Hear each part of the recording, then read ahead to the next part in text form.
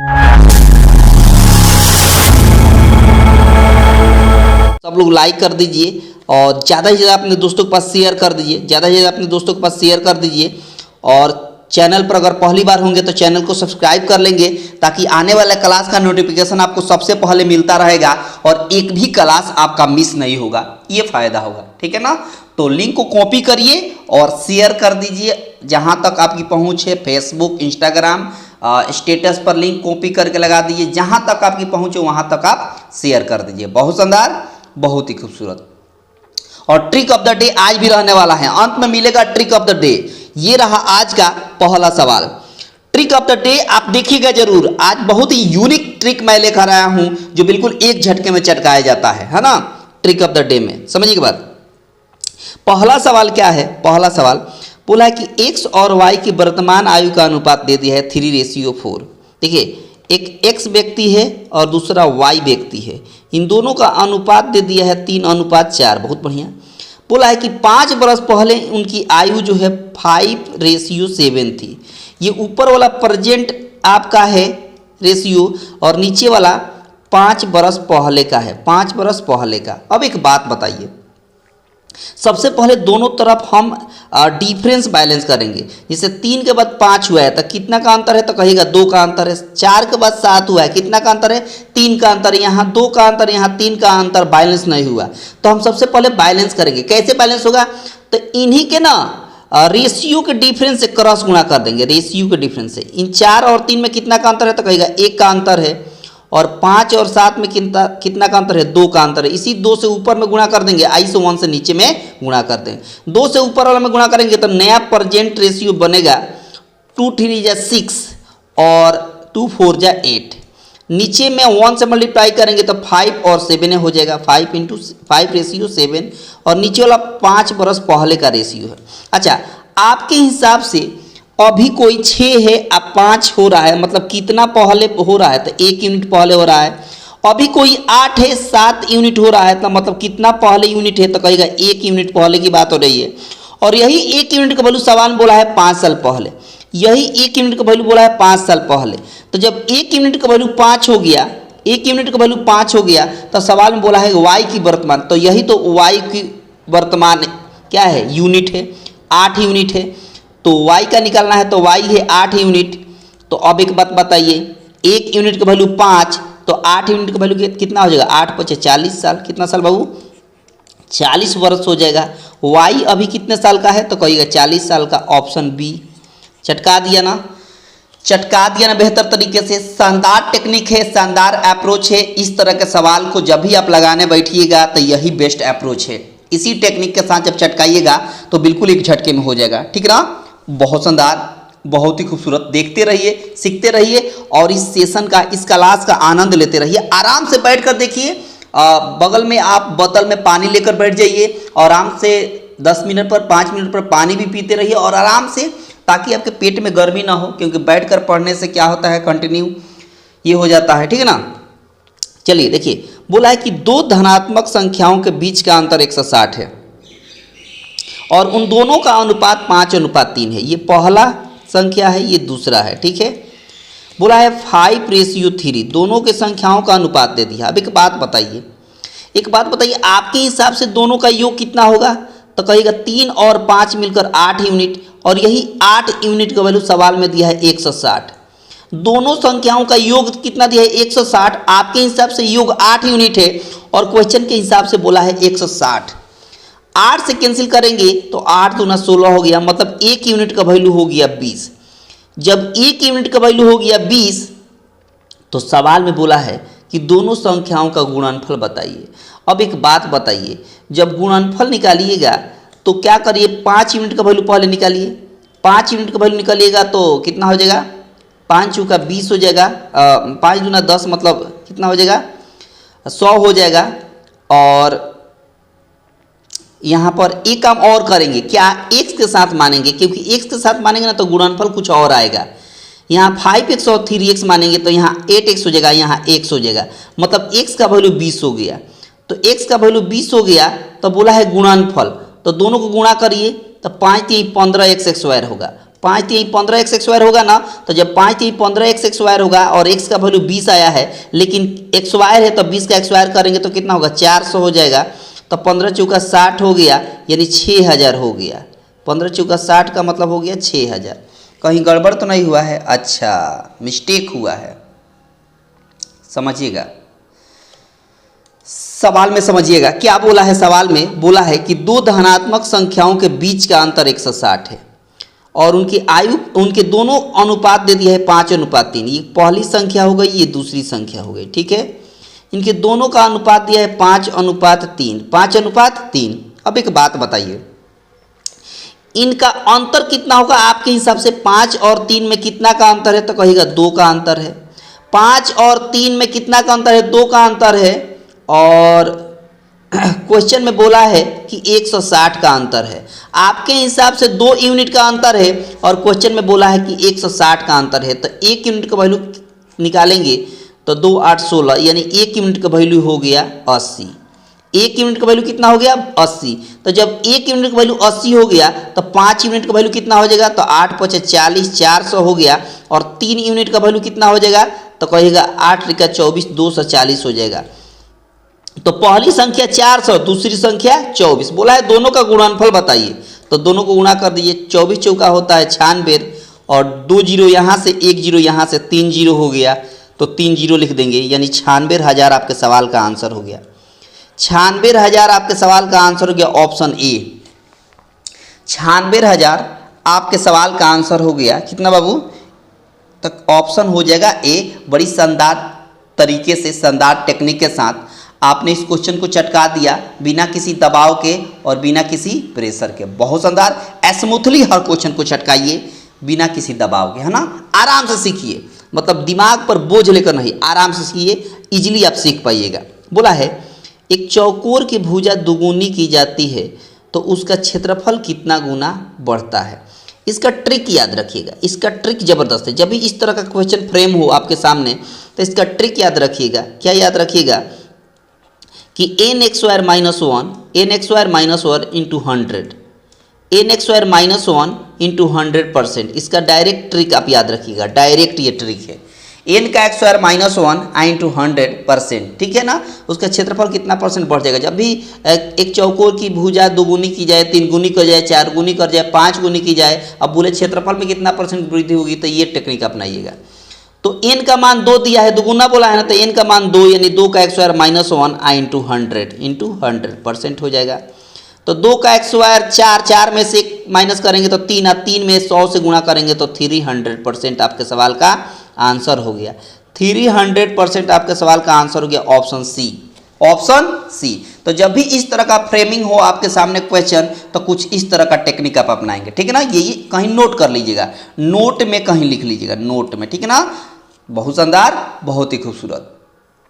इसका पीडीएफ मिल जाएगा, आप घबराइए मत, इसका पीडीएफ इसी वीडियो के डिस्क्रिप्शन बॉक्स में लग जाएगा, ठीक है ना। बहुत बोला है कि माना 5 भाई साप्ताहिक 60 रुपया औसत प्राप्त करते हैं, यदि एक भाई 10 रुपया अधिक प्राप्त करता है तो वर्तमान औसत क्या होगा? अब इसका शानदार ट्रिक देखिए, एक जबरदस्त इसका ट्रिक देखेंगे और एक झटके में चटकाएंगे। जबरदस्त ट्रिक देखेंगे और एक झटके में चटकाएंगे। 5 देखिए, 5 भाई 60 रुपया औसत के हिसाब से कमाते हैं, 60 रुपये कमाते हैं औसत। कितने भाई है? तो कहिएगा 5 भाई है, ठीक है। इसमें 10 रुपया एक अधिक भाई कमाता है, 10 रुपया ऐड कर देंगे। अब व्यक्ति टोटल कितने हैं? तो कहिएगा 5 भाई है, तो 5 से डिवाइड करेंगे तो नया आपका वर्तमान औसत निकल जाएगा। अब एक बात बताइए, 6 में 5 से गुणा करेंगे तो 300 होगा, तो कहिएगा बिल्कुल होगा। और 10 ऐड करेंगे और नीचे 5 से डिवाइड कर देंगे तो 310 हो गया। नीचे 5 से डिवाइड करेंगे तो 5 36 5 दूना 10, 62 रुपया हो जाएगा। कितना रुपया हो जाएगा? तो कहिएगा 62 रुपया हो जाएगा। और यही आपके सवाल का आंसर हो गया ऑप्शन डी। कौन सा बाबू? तो कहिएगा ऑप्शन डी इस सवाल का सही और सटीक आंसर हो जाएगा। और इस तरह के सवाल को यही बेस्ट ट्रिक है। इस ट्रिक को देख लीजिए, समझ लीजिए। इस तरह का जब भी आपको क्वेश्चन दिखाई दे तो कुछ इसी तरह का टेक्निक आप अपनाएंगे। बहुत शानदार, बहुत ही खूबसूरत। अगला सवाल देखिए, अगला सवाल देखिए।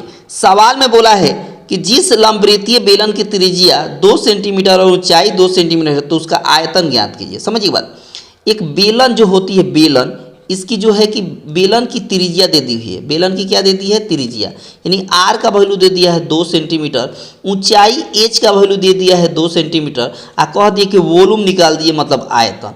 और बेलन का वॉल्यूम होता है पाई आर एक्स स्क्वायर एच। पाई का मतलब हो गया 22/7। आर बोले तो 2, लेकिन एक्स स्क्वायर है आर, तो 2 को 2 बार मल्टीप्लाई करके लिखेंगे क्योंकि एक्स स्क्वायर है। और एच बोले तो 2, एच का भी वैल्यू 2 दे दिया है। अब 2 दूना 4, 4 दूना 8, 8 में 2 से गुणा करेंगे तो 8 दूना 16, और 8 दूना 16 1 17 हो गया। नीचे 7 है तो 7, 176/7 आपके सवाल का आंसर हो गया। कहाँ है?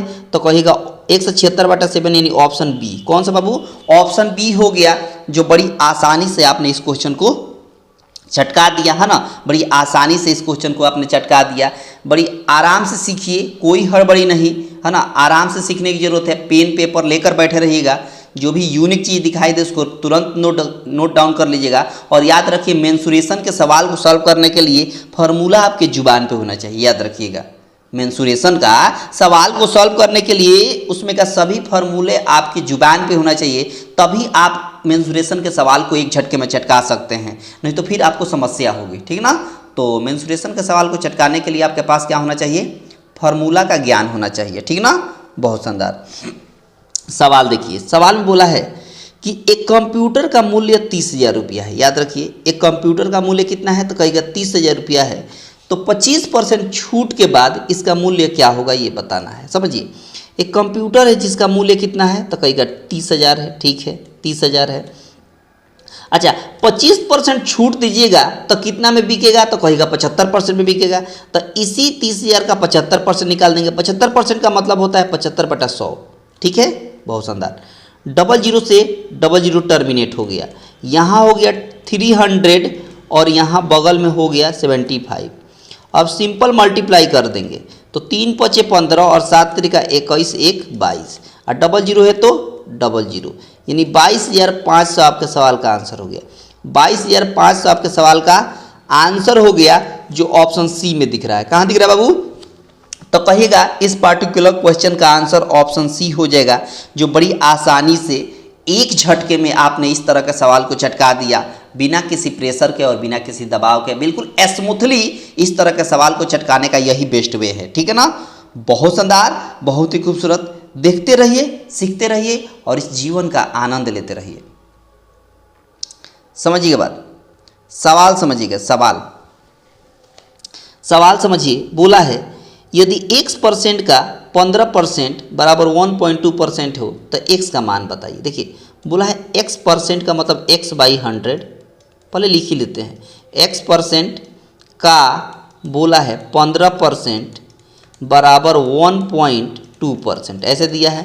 एक बात बताइए, x% को हम x/100 लिख सकते हैं? तब बिल्कुल लिख सकते हैं। का मतलब होता है मल्टीप्लाई। 15% का मतलब क्या होता है? कहेगा 15/100 होता है। बहुत शानदार।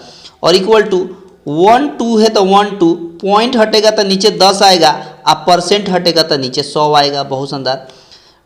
100 से 100 कैंसिल हो गया, 1 0 से 1 0 टर्मिनेट हो गया, है कि नहीं। ऊपर हो गया 15x, नीचे हो गया 10 और इधर बच गया 12।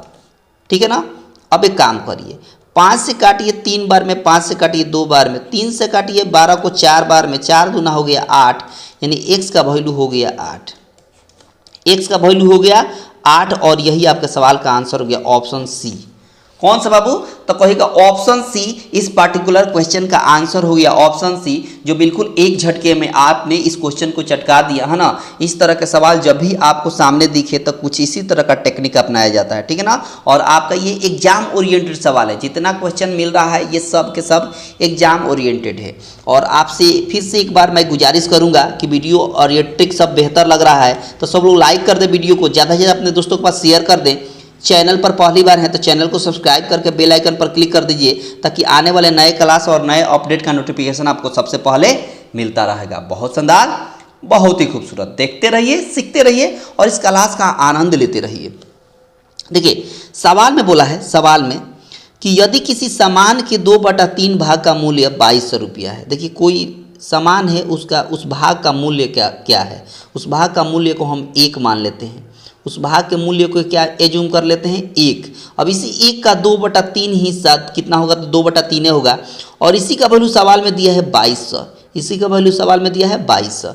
तो 2 से कैंसिल करेंगे एक बार में, 2 से कैंसिल करेंगे 11 समय, तो 1 यूनिट का वैल्यू कितना हो जाएगा, इसी 3 से 11 में गुणा कर देंगे तो 11 3 33 हो गया, और 00 है तो 00, यानी 1 यूनिट का वैल्यू हो गया 3300, 3300। ठीक है, सवाल में बोला है कि जो ये आया है पूरा का पूरा 1 यूनिट का वैल्यू कितना हो गया 3300, और इसी 3300 का बोला है सवाल में, इसी 3300 का सवाल में बोला है कि 3/11 हिस्सा निकाल दीजिए।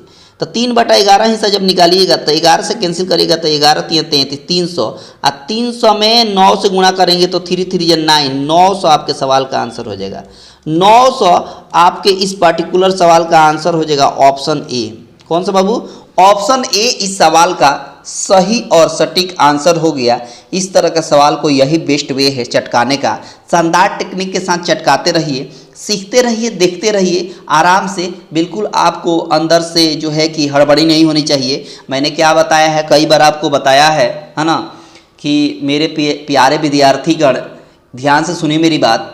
मैंने कई बार बताया है कि सीखिए बड़े आराम से, लेकिन चटकाना है बिल्कुल एक झटके में, ये होना चाहिए। सीखने में कोई हड़बड़ी नहीं, समझिए बात, सीखने में कोई हड़बड़ी नहीं। और आप सीख चुके हैं तो उस तरह का जब भी सवाल आपके सामने आएगा आप एक झटके में चटकाइएगा।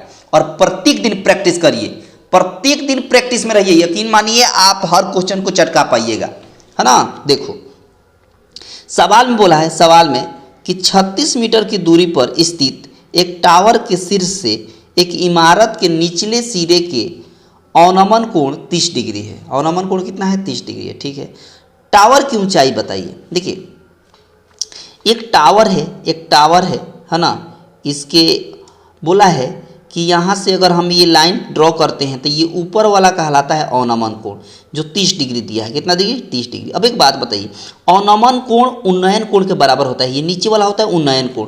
तो अवनमन कोण अगर 30 डिग्री है तो उन्नयन कोण भी 30 डिग्री होगा। बहुत शानदार। अब बोला है कि 36 मीटर की दूरी पर स्थित टावर है, तो यहाँ से यहाँ की दूरी दे दिया है 36 मीटर। कह दिया है कि इस इमारत के निचले सिरे के अवनमन कोण 33 डिग्री है, 33 डिग्री है। तो टावर की ऊंचाई बताइए। टावर की ऊंचाई मतलब ये ऊंचाई आपको ज्ञात कर देना है। अब एक बात बताइए, ये एक समकोण त्रिभुज हो गया, क्योंकि यहाँ एक 90 डिग्री का एंगल बन रहा है। तो जब समकोण त्रिभुज हो गया तो ये P कहलाएगा, ये B कहलाएगा, और P और B होता है tan थीटा में। यानी tan थीटा बराबर फॉर्मूला होता है क्या बाबू, तो कहेगा P/B। तो tan थीटा बोले तो 30 डिग्री, थीटा का मान है 30 डिग्री, बराबर हो गया P का मतलब ये H माने हैं, ऊंचाई को H मान दिए हैं। अब B मतलब बेस, बेस कितना दिया है, 36 दिया है। बहुत सुंदर। अब एक बात बताइए कि tan 30 डिग्री का मान कितना होता है, तो कहीं का 1/√3 होता है, और बराबर H बराबर 36 है तो 36। तो जब हम यहाँ पर H का वैल्यू निकालेंगे तो H बराबर हो गया 36/√3, 36/√3। अच्छा, √3 से भाग देने का क्या ट्रिक है, शानदार ट्रिक देखिए। √3 से भाग देने का ट्रिक देखिए, क्या ट्रिक है। √3 थोड़ी देर के लिए भूल जाइए, 3 समझिए। क्या समझिएगा, 3 से 36 में डिवाइड करिए, तो 36 में डिवाइड करेंगे 3 से तो कितना होगा, 12 होगा। और लास्ट में ये जो √3 दिखाई दे रहा है इसी 12 के बगल में चिपका दीजिए। तो H का वैल्यू कितना हो गया, 12√3 हो गया। H का वैल्यू कितना हो गया, 12√3, यानी ऑप्शन हो गया ए। ऑप्शन कौन सा हो गया बाबू, तो कहिएगा ए हो गया, जो बड़ी आसानी के एक बेस्ट ट्रिक के साथ आपने इस क्वेश्चन को चटका दिया। इस पार्टिकुलर क्वेश्चन का, है ना, इस पार्टिकुलर क्वेश्चन का आंसर हो जाएगा ऑप्शन ए। बहुत शानदार, बहुत ही खूबसूरत।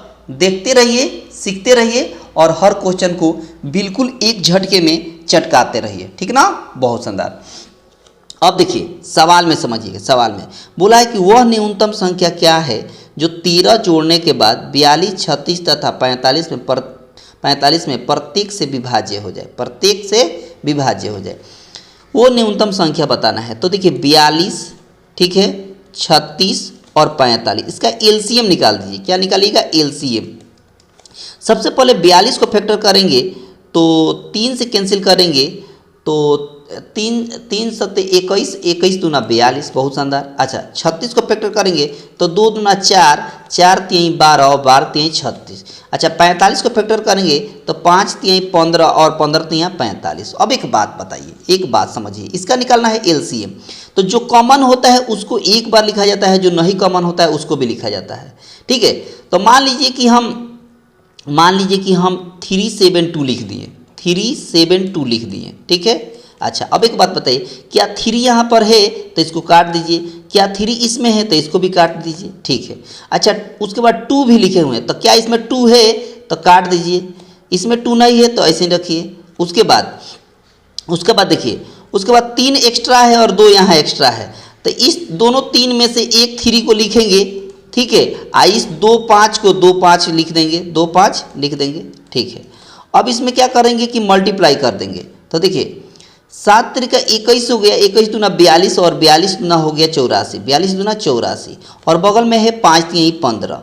अब सिंपली हम क्या कर देंगे, सिंपली हम कर देंगे मल्टीप्लाई। तो 15 चौका 60 होता है, 6 कैरी हो गया, 15 8 120, 120 में 6 जोड़ेंगे तो 126 हो गया, बहुत शानदार। अब क्या करेंगे, अब यही करेंगे, जो 13 जोड़ा जा रहा है वही 13 इसमें से माइनस कर देंगे, तो आपको पता चल जाएगा न्यूनतम संख्या। तो घटाएंगे तो 7, यहाँ 4, यहाँ 12, तो 1247 आपके सवाल का आंसर हो गया। 1247 आपके सवाल का आंसर हो गया ऑप्शन बी। ऑप्शन बी जो बड़ी आसानी से और एक बेस्ट ट्रिक के साथ आपने इस क्वेश्चन को चटका दिया। बहुत शानदार, बहुत ही खूबसूरत। देखते रहिए, सीखते रहिए और हर क्वेश्चन को एक झटके में चटकाते रहिए। देखिए बोला है कि जल और दूध के एक मिश्रण का आयतन 40 लीटर है। समझिएगा बात, जल है और दूध है, इसके एक मिश्रण का आयतन 40 लीटर है, इसमें 10% जल है, इस मिश्रण में और कितना पानी मिलाया जाए जिससे कि नए मिश्रण में जल 20% हो जाए। देखिए समझिएगा बात, 40 लीटर का एक मिश्रण है, 40 लीटर का क्या है, मिश्रण है। ठीक है, जिसमें क्या बोला है कि मिल्क है और वाटर है, मिल्क है और वाटर है। एक बात बताइए, एक बात समझिए बात, कि अगर 10% जल है, 10% वाटर है, तो 90% क्या होगा, मिल्क होगा। बहुत शानदार। अच्छा बोला है, अच्छा इसको कैंसिल करेंगे अगर 10 से 10 तो 9:1 आएगा, 9:1। ठीक है, अच्छा एक बात बताइए, बोला कि कितना पानी मिलाया जाए कि नए मिश्रण में जल 20% हो जाए।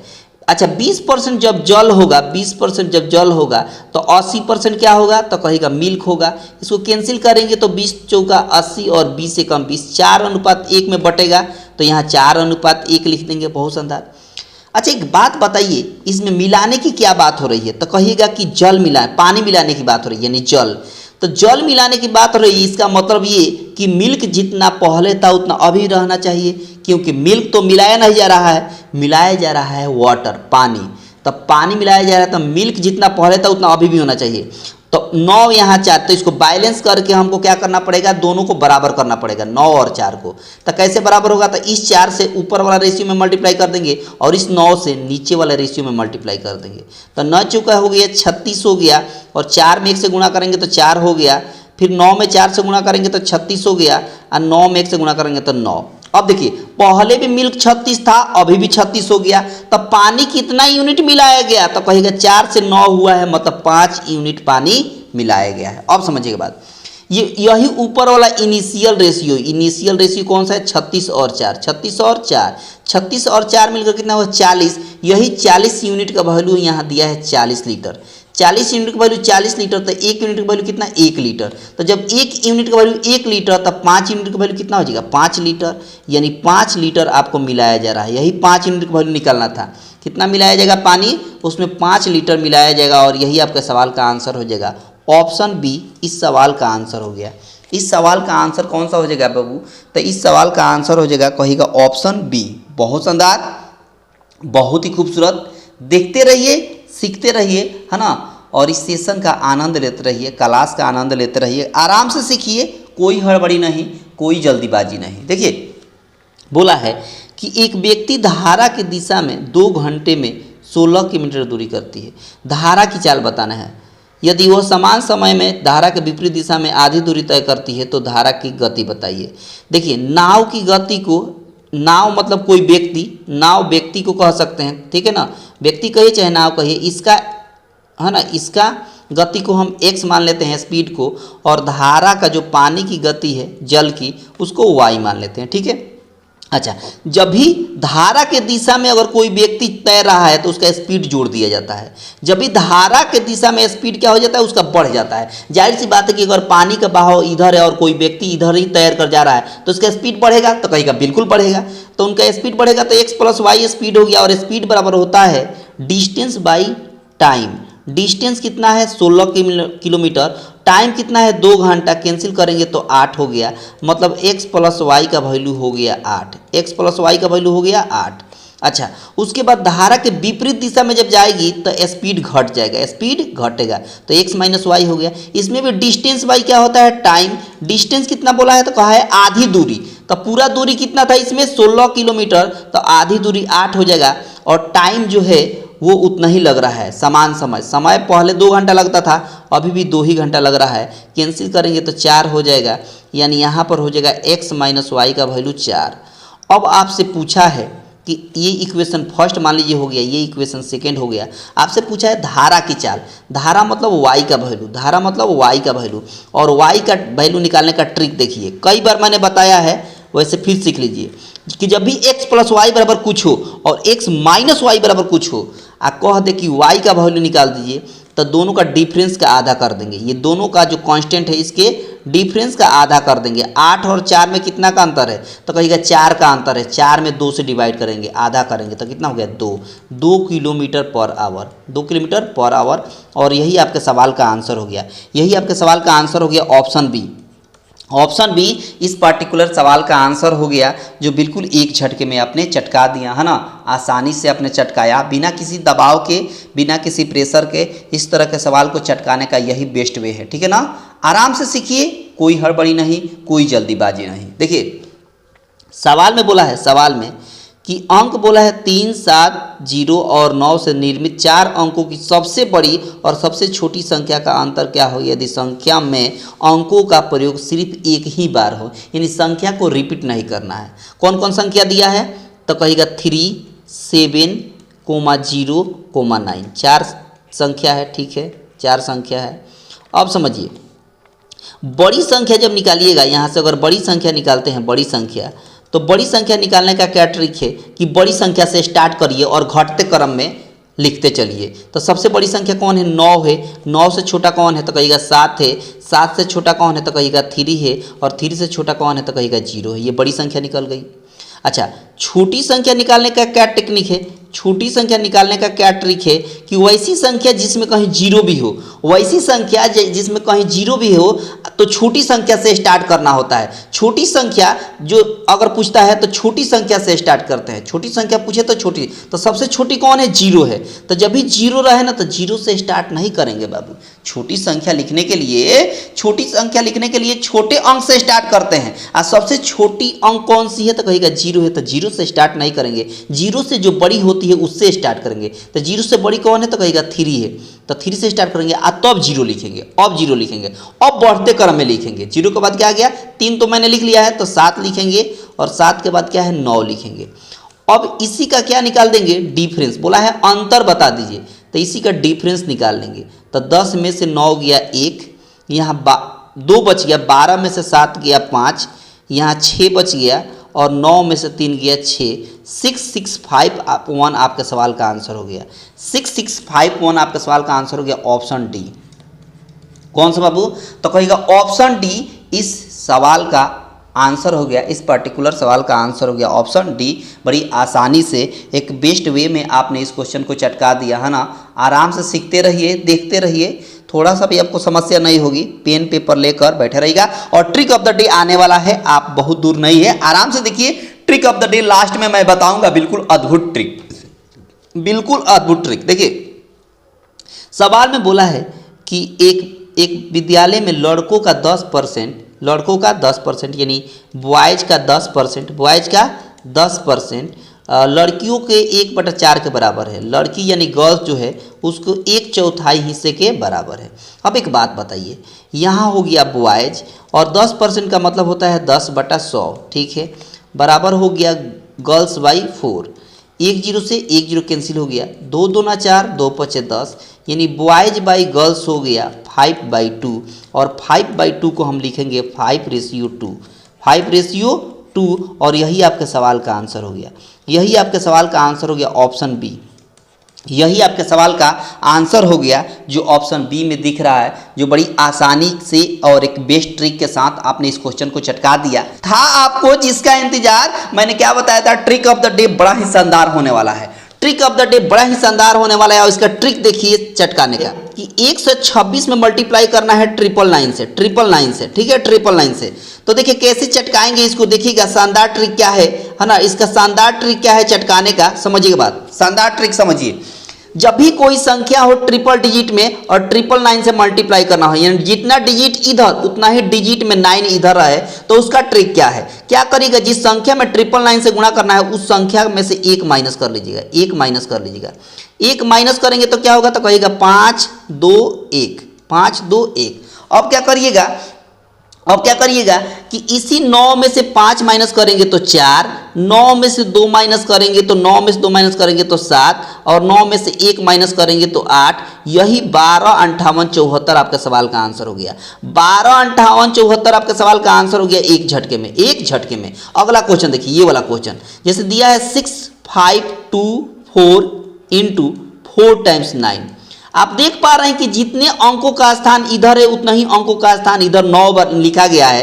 तो इसका ट्रिक क्या है कि जो संख्या है इसमें से 1 माइनस करिए, 1 माइनस करेंगे तो 6 5 2 3 होगा ना, बहुत शानदार। अब क्या करेंगे, इसी 9 में से इस सबको माइनस कर देंगे। 9 में से 3 घटाएंगे तो 6, 9 में से 2 घटाएंगे तो 7, 9 में से 5 घटाएंगे तो 4, 9 में से 6 घटाएंगे तो 3। यही आपके सवाल का आंसर हो गया, यही आपके सवाल का आंसर हो गया, जो बिल्कुल एक झटके में आपने चटका दिया ना। तो ये नीचे वाला सवाल जो है आपको होमवर्क में देते हैं, ये HW में आपको बनाना है और इसका आंसर आपके कमेंट बॉक्स में देना है, ठीक है ना। बहुत शानदार, बहुत ही खूबसूरत। उम्मीद करते होंगे कि आपको बेहतर से समझ में आ गया होगा। तो चलते हैं अगले स्लाइड पर, और ये पसंद आया है बेहतर तरीके से, है ना। इसका PDF इस वीडियो के डिस्क्रिप्शन बॉक्स में लग जाएगा। ये पसंद आया हो तो सब लोग लाइक कर देंगे, ज़्यादा से ज़्यादा अपने दोस्तों के पास शेयर कर देंगे।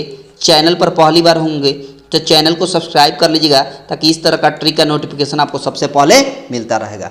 तो मिलते हैं अगले क्लास में, तब तक आप सभी को दिल से धन्यवाद।